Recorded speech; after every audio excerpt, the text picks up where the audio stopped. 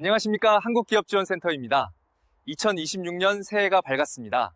시청자 여러분, 새해 복 많이 받으십시오. 희망찬 새해를 맞이해야 할 시기이지만 건설업 실무자분들만큼은 지금 결코 평안할 수 없는 상황입니다. 지난해 7월부터 시행된 국민연금 사업장 단위 합산 제도, 혹시 지난 연말 바쁘다는 핑계로 대충 넘어가지는 않으셨습니까? 시행 초기에는 제도가 낯설어서 혹은 공단에서 별말 없으니까 어떻게든 되겠지 하며 안일하게 대처했을지도 모릅니다. 하지만 여러분, 이제 2026년입니다. 상황이 완전히 다릅니다. 아니, 매우 위급합니다.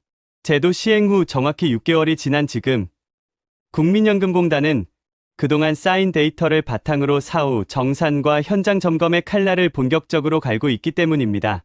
지금 이 시점에 우리 회사의 노무 데이터를 다시 점검하지 않으면요, 조만간 여러분의 책상 위에는 회사가 감당하기 힘든 수준의 수억 원대 보험료 폭탄 고지서가 놓이게 될 것입니다.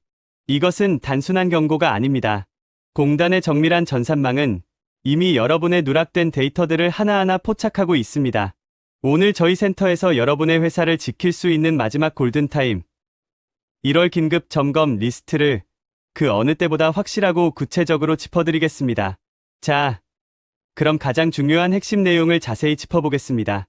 작년 7월 이전과 이후, 도대체 무엇이 우리를 이토록 긴장하게 만드는 걸까요? 한마디로 요약하면 관리의 단위가 현장에서 회사 전체로 바뀌었다는 점입니다. 기존 건설업 국민연금 관리는 현장 단위가 철칙이었습니다. 소위 현장 쪼개기가 가능했던 이유죠. 예를 들어볼까요? 우리 회사가 진행 중인 A 현장에서 한 일용직 근로자가 4일을 일하고 바로 옆 동네 B 현장으로 이동해서 5일을 더 일했습니다. 과거에는 어땠나요? 공단에서도 A 현장 4일, B 현장 5일로 각각 따로 받습니다. 현장마다 성립번호가 다르니까 각각 8일 미만이면 국민연금 가입 대상이 아니라고 판단하고 신고를 안 해도 문제가 없었죠. 하지만 지난해 7월 1일부터는 이 상식이 완전히 뒤집혔습니다. 이제는 근로자가 어느 현장에서 일했느냐는 중요하지 않습니다. 오로지 동일 법인인 우리 회사 소속으로 며칠을 일했느냐는 사업장 단위 합산이 원칙입니다. 앞서 말씀드린 예시대로라면 4일과 5일을 더해 총 9일이 되기 때문에 이 근로자는 현장을 옮겼더라도 우리 회사에서 월 8일 이상 근무한 상용직에 준하는 관리 대상이 되어 무조건 국민연금을 취득해야 합니다. 많은 실무자분이 현장이 다른데 공단이 그걸 어떻게 일일이 다 찾아내느냐고 묻습니다. 여러분, 공단의 전산망을 절대로 과소평가해서는 안 됩니다. 현재 건강보험공단과 국민연금공단은 국세청의 일용근로소득 신고 자료와 고용보험 이력을 실시간으로 대조합니다. 주민등록번호 하나로 이 사람이 이번 달에 우리 회사 법인번호 아래에서 총 몇 번의 노무비를 받았는지 클릭 한 번에 다 뜬다는 소리입니다. 만약 지난 7월부터 지금까지 현장이 다르니까 괜찮겠지라며 8일 미만 합산 인원들을 신고 누락했다면 어떨까요?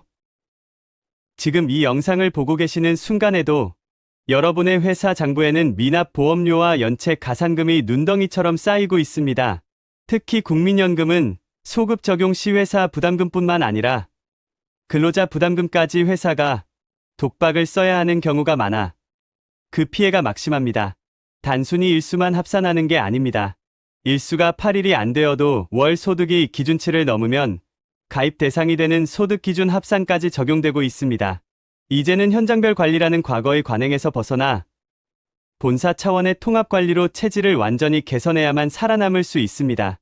자, 제도 변화를 이해했다면 이제는 실천입니다. 2026년 새해 초, 지금 이 시점에 건설사 관리자가 책상 앞에 앉아 가장 먼저 해야 할 일 3가지를 구체적으로 짚어드리겠습니다. 첫째, 지난 6개월간 발생한 중복 인원에 대한 전수조사와 소급 신고 검토입니다. 작년 7월부터 12월까지 우리 회사 소속 여러 현장을 오가며 근무한 일용직 근로자들의 데이터를 전수조사하십시오. 현장 소장님들이 보내온 엑셀 파일을 본사에서 하나로 합쳐야 합니다. 만약 합산 일수가 8일이 넘었는데도 현장별로 8일이 안 된다는 이유로 누락된 인원이 발견된다면 공단에서 취득 권고가 날아오기 전에 자진해서 수정 신고를 진행해야 합니다.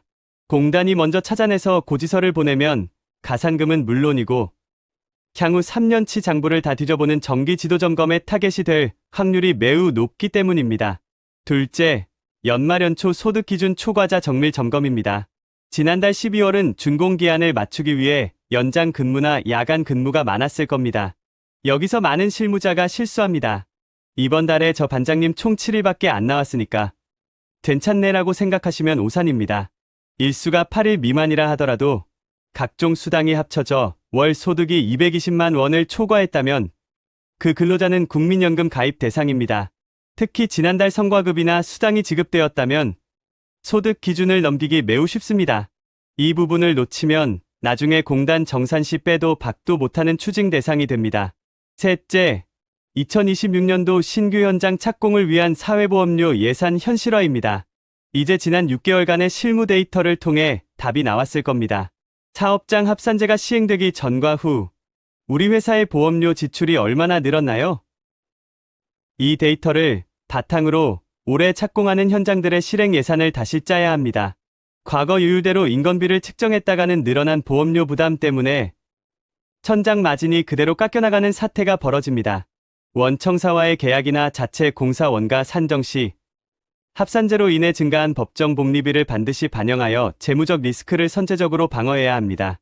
여러분, 가장 무서운 사실을 다시 한번 강조하겠습니다. 우리가 신고를 안 했는데 공단이 어떻게 우리 회사 현장들 사이를 오간 근로자를 다 찾아낼 수 있을까요? 2026년 현재 공단의 전산망은 여러분의 상상보다 훨씬 정밀합니다. 공단은 이제 단순한 서류 조사를 넘어 빅데이터 교차 분석을 실시합니다. 국세청 일용근로소득 지급명세서와 실시간으로 연동됩니다. 주민번호 하나로 A 현장에서 얼마, B 현장에서 얼마를 받았는지 합산 소득과 총 근로 일수가 즉시 도출됩니다. 현장이 달라서 모를 것이라는 아주 위험한 착각입니다. 특히 지금 같은 새해 초가 되면 공단은 작년 하반기 데이터 클렌징 작업을 마무리합니다. 7월 제도 시행 이후부터 쌓인 6개월치 데이터를 필터링해서 합산 8일 이상인데 가입되지 않은 명단을 추출하는 것이죠. 조만간 여러분의 사무실로 국민연금 가입 누락 안내 또는 취득 권고 고지서가 날아오게 될 것입니다. 여기서 더 큰 문제는 건강보험과의 관계입니다. 국민연금 누락이 발견되어 소급 추징될 때 건강보험료까지 세트로 엮이면 인건비의 16%가 넘는 금액을 한꺼번에 내야 합니다. 회사의 유동성에 치명타가 됩니다. 그렇다면 우리는 어떻게 대응해야 할까요? 이제는 사후 약방문식의 처방은 끝났습니다. 첫째, 본사 중심의 실시간 노무관리 체계를 구축하십시오. 현장 데이터가 본사로 취합되는데 일주일 이상 걸리면 이미 늦습니다. 실시간으로 중복 인원을 걸러내는 전산 시스템이 필수입니다. 둘째, 근로자 설득 논리를 정립하십시오. 법이 바뀌어 합산되면 공제할 수밖에 없다는 점을 채용 단계에서 명확히 하고 관련 증빙을 남겨야 나중에 발생할 임금 분쟁을 막을 수 있습니다. 저희 한국기업지원센터가 지켜본 결과 준비된 기업은 이 위기를 노무관리 체계화의 기회로 삼았지만 방치한 기업은 지금 막대한 소급 보험료 때문에 경영 위기를 겪고 있습니다. 공단의 정밀 타격 대상이 되기 전에 20년 경력 노무 전문가의 진단을 통해 우리 회사의 안전망을 점검하시기 바랍니다. 혹시 관련하여 구체적인 도움이 필요하신 분들은요, 영상 설명란에 있는 전화나 카카오톡 채널, 이메일 등을 통해 문의해 주시면 상세히 도움을 드리겠습니다. 앞으로도 유익한 정보를 얻고 싶으신 분들은 좋아요와 구독 부탁드립니다. 시청해 주셔서 감사합니다.